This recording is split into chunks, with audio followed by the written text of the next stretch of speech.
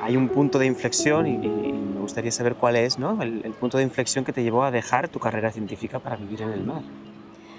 Bueno, pues es un momento en el que acabamos, mi hija Laia tiene 5 años y los dos estamos trabajando en un puesto de responsabilidad. Joan, mi compañero de vida, tenía su empresa propia que le llevaba a proyectos en India y a viajar bastante. Y yo estaba en un centro de investigación alemán llevando un proyecto de la Comisión Europea en el que también me obligaba a ir a congresos, a todo tipo de cosas. Yo no quería dejar la crianza de mi hija, con lo cual la llamaban la niña neutrón, porque yo trabajaba en un proyecto en neutrones para la investigación, para la experimentación científica, y entonces me la llevaba a todos los congresos porque no quería dejar de darle de mamar y porque quería tenerla conmigo. Con lo cual estuve 5 años yendo de congreso a congreso con mi hermana o con una amiga o con su hermana de babysitter para yo poder hacer mi trabajo y no descuidar a mi hija. Pero 5 años llevamos así, que nos encontrábamos en el aeropuerto y nos dábamos las llaves del coche para ir a buscar a Laia, que salía de la guardería. Cuando uno iba, el otro venía, y la niña preguntaba: ¿esta semana con quién me quedo yo? Y de repente dijimos: esto no puede seguir así, hay que hacer algo. Y entonces es cuando decidimos cortar, yo dejé mi trabajo, él hizo una pausa en el suyo y nos fuimos a navegar. Nos fuimos 1 año con Laia, de 6 años, a navegar con el velero de Barcelona al Caribe y vuelta a Azores. Nos llevó como 8 meses, con alguna interrupción por esperas de vientos y por organización del viaje, pero sí, ahí es donde decidí dejar mi carrera científica y dedicarme a cuidar a mi hija y a navegar, a vivir en el mar.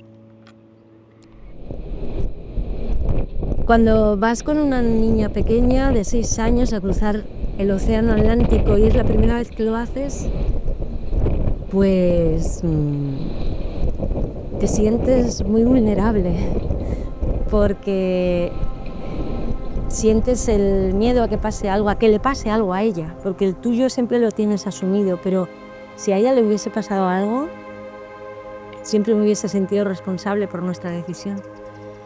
Pero por otro lado,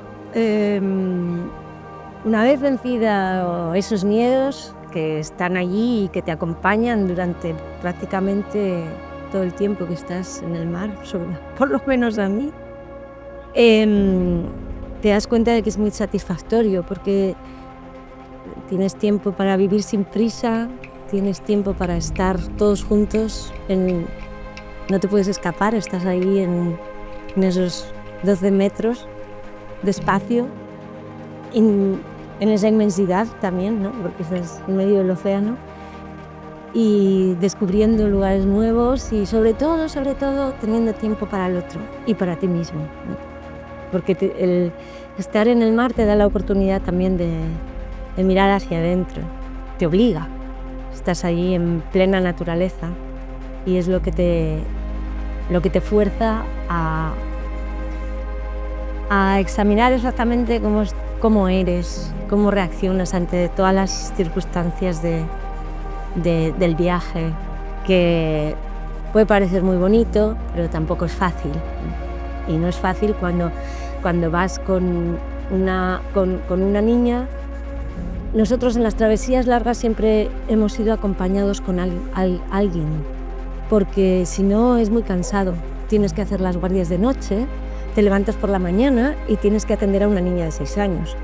Eso sería demasiado para 2. Entonces siempre hemos llevado a una sobrina, a una amiga, fundamentalmente mujeres, porque nuestro ámbito de familiar es femenino, hay muchas mujeres, con lo cual siempre somos nosotras y el capitán. Debes tener muchísimas anécdotas de vuestras travesías. Muchas, sí. Ahora tenéis un barco nuevo, el Sí. Trotamar 4. Ujú. ¿Cómo es el Trotamar 4 y qué significa para ti?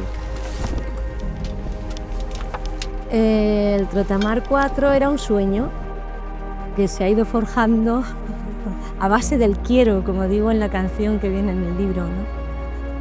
Y que lo que ocurrió, nosotros teníamos el Trotamar 3, el Trotamar 3 era el barco de Avelino Bassols, el padre de Joan, que había dado la vuelta al mundo con él y con el que siempre habíamos navegado. Y nos había acompañado, y con un barco estableces un vínculo que es casi como con un ente vivo. No sé por qué, porque te refugia, porque te protege en esa... no sé cuál es la razón, pero lo sientes. Y nos costó mucho desprendernos del Trotamar 3. Pero habíamos vuelto en un segundo viaje al Caribe, volvíamos en la travesía desde Barbuda a Azores, cruzando el Atlántico, y nos alcanzó en pleno mes de mayo, totalmente inesperado, el primer huracán de la temporada. Y no nos pilló el huracán, pero nos pilló la cola del huracán. Y las olas eran de 10 metros y los vientos hasta de 40 y más de 40 nudos, que es bastante. Lo pasamos bien y el barco se comportó de maravilla, a pesar de ser tan viejo, que tenía ya 38 años, creo.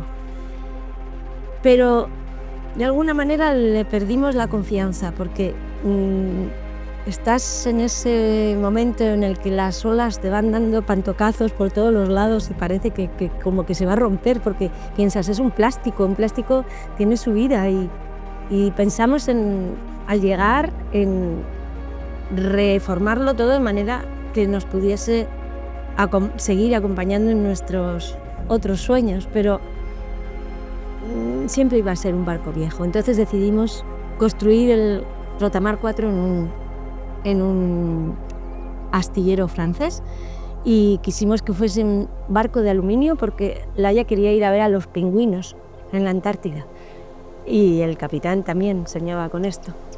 Y entonces construimos ese barco de aluminio, que llevamos 4 años poniéndolo a punto para, en el momento que las circunstancias sean las correctas, seguir, volver al mar, volver a vivir sin prisa, volver a ver amaneceres, atardeceres y a sentir la vida. Te voy a preguntar si lo echas de menos, creo que ya has respondido. Echo de menos esa sensación que tienes en el mar de ser parte del todo, ¿sabes? Que hay tantos momentos malos navegando, porque hay tantos momentos que dices, pero ¿quién me ha metido a mí en esta? ¿Cómo se me ha ocurrido a mí montarme en este cascarón? Que no hace nada más que dar botes, que llevamos aquí 4 días, que no me puedo ni mover, ni hacer nada. Pero eso es un tanto por ciento, y luego hay un tanto por ciento que te da la oportunidad de reconciliarte contigo mismo y con todo. Porque cuando navegas así tranquilo y cuando está el mar y todo en armonía, es una maravilla. Y entonces, esos son esos momentos en los que tienes tiempo para ti mismo, y en los que te redescubres, ¿no? Descubres muchas cosas de ti que en una situación normal quizás no tienes el tiempo o no se da la circunstancia, ¿no? Y ahí es cuando tienes tiempo para escribir y poner en palabras todo aquello que pasa por dentro, ¿no? Sí. ¿Qué te inspiró a escribir Entre alisios y emociones y Volver al mar? Bueno, es lo que tú dices, que el mar es una fuente de inspiración inagotable. Y cuando estoy allí es como que te vienen ideas que quieres compartir, porque piensas que es tan bonito compartir cuando estás viviendo algo que realmente merece la pena. Entonces, siempre en las noches de guardia, cuando no hay temporal y cuando el mar está bonito y cuando la luna se refleja en el mar y cuando vas como flotando por encima del agua con la estela fluorescente, tienes tiempo para pensar y para reflexionar y para transmitir todo ese sentimiento en palabras. Y allí es donde escribo los relatos de noche para también compartirlos con la gente que quiero, con mis familiares y con mis amigos. Y también para que sepan cómo estamos, dónde estamos, qué estamos haciendo, cómo está Laia, cómo me siento yo y las millas que nos faltan y un poquito pues el relato del viaje también. Y así empezó todo. Yo empecé a hacer un mensajito cada día para mi familia, en el que incluía pues esas reflexiones que me venían por la noche o simplemente lo que nos había pasado o lo que nos habíamos comido aquel día o lo que habíamos pescado. Y poco a poco se fue construyendo una red de personas que iban recibiendo los emails que cada vez era más amplia, porque uno le contaba al otro: ¿tú recibes los mensajes de Ana de la travesía? No, pues están geniales. Ay, pues ponme en la lista. Y así se fue ampliando la lista y cuando yo volví de la primera navegada me dijeron: añoramos tanto tus relatos cada mañana, ¿por qué no sigues escribiendo? Y dije: uy, pero es que aquí no estoy en el mar, ya no tengo el tiempo, no tengo ese momento de reflexión. Y entonces decidí, había hecho un álbum para Laia con todas las fotos y todos los textos del blog que yo había escrito, o del blog o de los mensajes, y cuando lo vio Joan dijo: esto es un libro, ¿por qué no lo compartes? Y allí es cuando entramos en contacto contigo, que tuve la suerte de encontrarte en mi vida. Palabras que están escritas en forma de reflexiones, pero también música, ¿no? Sí. ¿Qué papel juega la música en tu escritura y en tu vida en el mar? Bueno, la música es parte de mi vida. Yo la llevo dentro desde chiquitita. A mi madre le encantaba cantar y cuando íbamos en el coche íbamos siempre cantando. En casa estábamos siempre cantando, las 5 hermanas a coros, a voces, y la música me ha acompañado toda la vida. Y pues yo hice casi la carrera de piano y aprendí guitarra y todos los instrumentos que aparecían por alrededor los quería aprender. Entonces siempre he cantado y descubrí que podía, que siempre oía melodías, y sobre todo en el mar, y melodías como que se me repetían y decidí ponerlas en canciones. Empecé poniendo melodía a los poemas de mi hermana. Mi hermana es poeta, acaba de publicar un libro ahora muy bonito.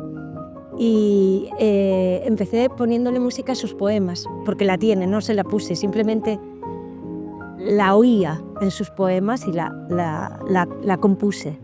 Y cuando ya estaba en el mar, pues empecé a ponerle música al mar, a las cosas que oía por la noche, el viento, las olas, lo que me inspiraba, esa sensación, como dice una de mis canciones, de un puntito blanco en el inmenso océano azul.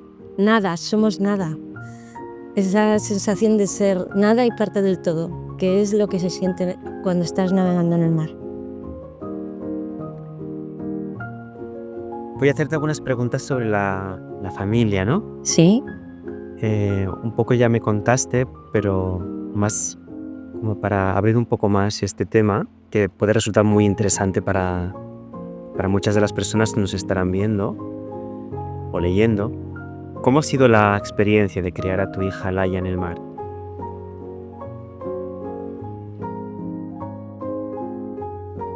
Maravillosa. Sí. He tenido tanto tiempo para ella. Hemos estado juntas horas leyendo, oyendo música, hablando, descubriendo dibujos en las nubes, mirando el agua a ver si aparecía un delfín. Ella ha descubierto el mundo, ha abierto horizontes, ha aprendido que no todo es como aquí, que el agua es un bien limitado, porque en el barco no solo usamos el agua para cocinar y el resto, pues, y el apreciar cada una de las pequeñas cosas que nos ofrece la naturaleza y bueno, para mí ha sido muy satisfactorio, a veces no fácil, porque cuando estás en el mar y tienes que cuidar de ti mismo y además tienes que cuidar, sobre todo cuando era chiquitita, cuando era bebé, yo me pasaba 5 horas sin moverme del sitio con ella en brazos porque el mar estaba mal y no podías hacer otra cosa. Y ella pues estaba ahí tranquilita conmigo, pero yo estaba muerta. Al final me acuerdo una vez que íbamos en un temporal desde Cerdeña viniendo, nos cogió un temporal con viento en contra, con unas olas que aquello no había manera de pararse quieto, y yo estuve horas y horas y horas con ella y al final salí con la niña y le dije al capitán, toma la niña y yo cojo el timón porque esto no hay quien lo aguante, no puedo más. O sea, ha habido momentos difíciles, pero en resumen, para mí ha sido maravilloso y creo que para ella ha sido una lección de vida. El mar es una escuela y he aprendido mucho. Justo te iba a preguntar qué valores y lecciones esperas que Laia aprenda de esta vida nómada y marinera. Pues mira, es que es una lista enorme, pero diría paciencia, tolerancia, disciplina, respeto por la naturaleza, por los demás, aprender a convivir,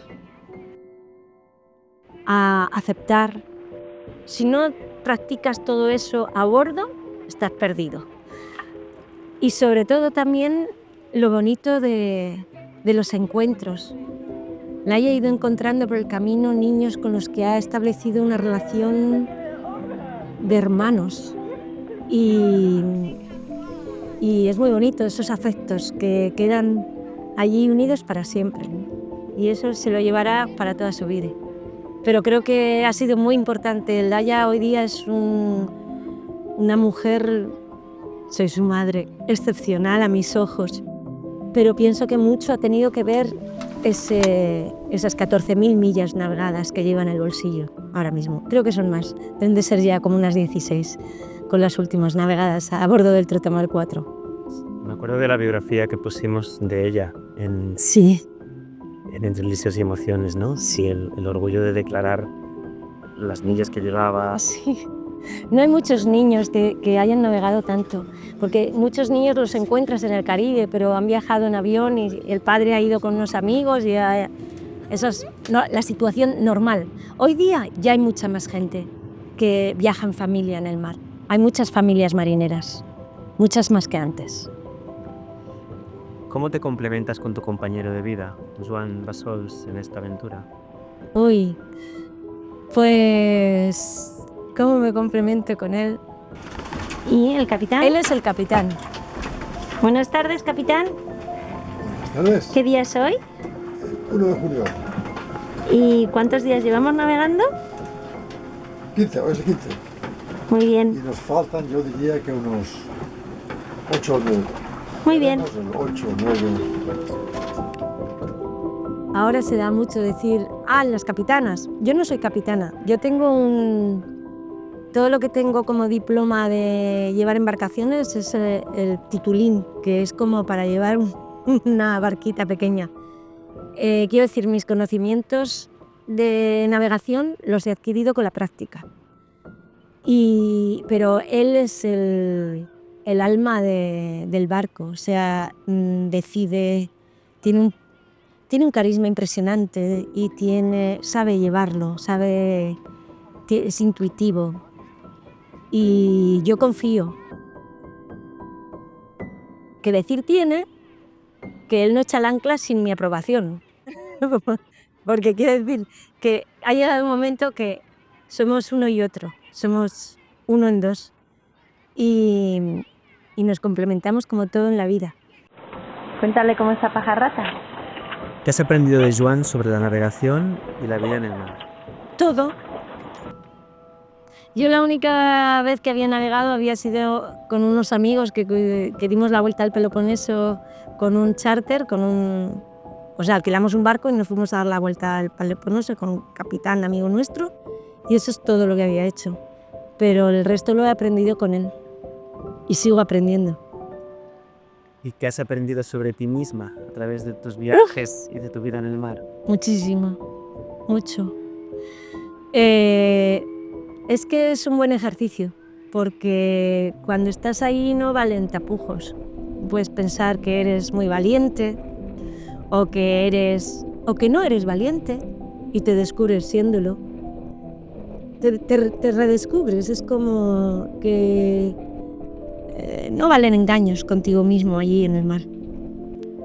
Me resuena de toda esta entrevista como la reflexión de asumir el miedo, ¿no? Sí. Como parte inherente de la vida y de lo llevo conmigo, ¿no? Y las recompensas que trae consigo estar junto a tu miedo. Sí, yo lo llevo, yo como digo, lo llevo de mochila de tiempos atrás, ¿no? De mi madre. Mi madre era un perpetuo temor a que nos pase algo, y ese miedo como que se te queda allí. Y claro, cuando vas a hacer una hazaña de estas es que es inevitable tener miedo. O sea, las palomitas de maíz en el estómago.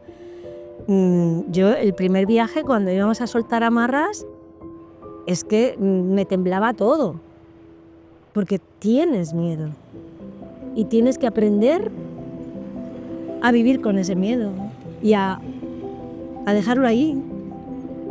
¿Qué consejo darías a alguien que está considerando dejar su vida establecida para seguir un sueño aventurero? Adelante, si tienes un sueño hay que ir a por él. ¿Qué significa para ti, en tus palabras, ya que son tuyas, vivir la vida con mayúsculas? Ajá. Pues es vivir sintiendo, dándote tiempo a amar, a cantar, a reír, a sufrir también, porque la vida es todo también, ¿no? Aceptar ese sufrimiento y eso, con mayúsculas, a intentar estar donde quieres estar, aunque estés aquí. Quiero decir, que en tierra también puedes estar muy bien. No hace falta largarse al mar. Solamente que en el mar es más fácil a veces mirarte a ti mismo porque te obliga. La naturaleza te pone en tu sitio. También te puedes ir a subir montes. Para mí ese contacto con la naturaleza es lo que es fundamental. ¿Cómo manejas los momentos de incertidumbre? Ay, mal. Con la ayuda de mi capitán. Bueno, poco a poco voy aprendiendo. Vale, para finalizar, si pudieras transmitir un mensaje o una lección de vida a nuestros lectores basado en tus experiencias de vivir en el mar y seguir tus pasiones, ¿qué les dirías? ¿Está un poco mareado, Taquito? Es que les diría tantas cosas, pero quizás lo que he dicho, tener tiempo para pensar, tiempo para amar, que se busque el tiempo para que se deje espacio para el encuentro.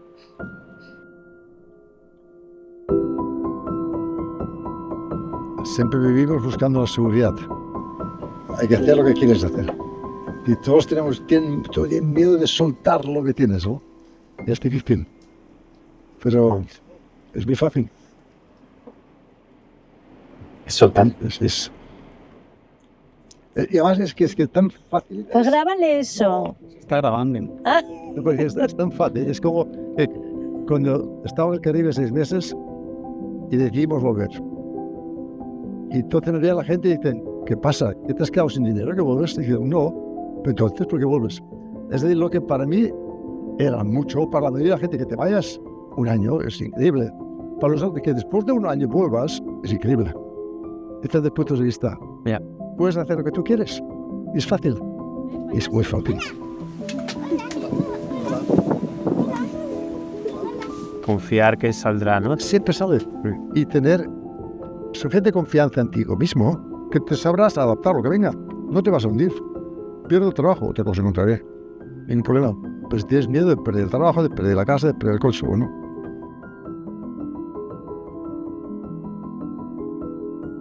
Cuando tuve 16 años, cogimos el primer temporal que cogí. Yo tenía 16 años, iba en un barco de 7 metros con mi padre y veo olas más grandes que el palo, inmensas, en columbretes. Y el barco se levanta, pero no pasa nada. Nunca vas a tener miedo. Yo nunca he tenido miedo al mar. He tenido nervios entrando en un puerto. Si hay olas y hay rocas cerca, como ahora si me para el motor tengo problema, pero en alta mar, nunca. ¿Qué me importan las olas? Es una pelota que sube abajo, puede ser incómodo. No más. Y al final también, si lo que queremos evitar es la muerte, tampoco lo vamos a conseguir No. de ninguna manera. Y antes de irnos a navegar, donde más miedo tengo yo es yendo en coche. Porque aquí sí que me puede pasar algo y no lo voy a navegar. En el barco, si pasa algo, tienes mucho tiempo para pensar cómo lo solucionas. Si te rompe el mástil, empieza a entrar agua, ¿por qué no lo piensas? ¿Cómo vas a hacer para solucionar que no entre agua? Que en el coche, si pasa algo, ya no hay tiempo para pensar nada. Y aquí confiamos todos. Nadie tiene miedo. Sí, nadie tiene miedo a montarse en un coche yendo a la autopista a 200 por hora, pero tienes miedo de irte a cruzar un océano en un cascarón que si lo dejas, si lo abandonas, llegará a la próxima orilla. Lo conocido. Sí, muchas veces, ¿eh? Barcos abandonados y llegan y no se han hundido, claro que no se hunden. Y se meten en la balsa salvavidas, que esta sí que es peligrosa.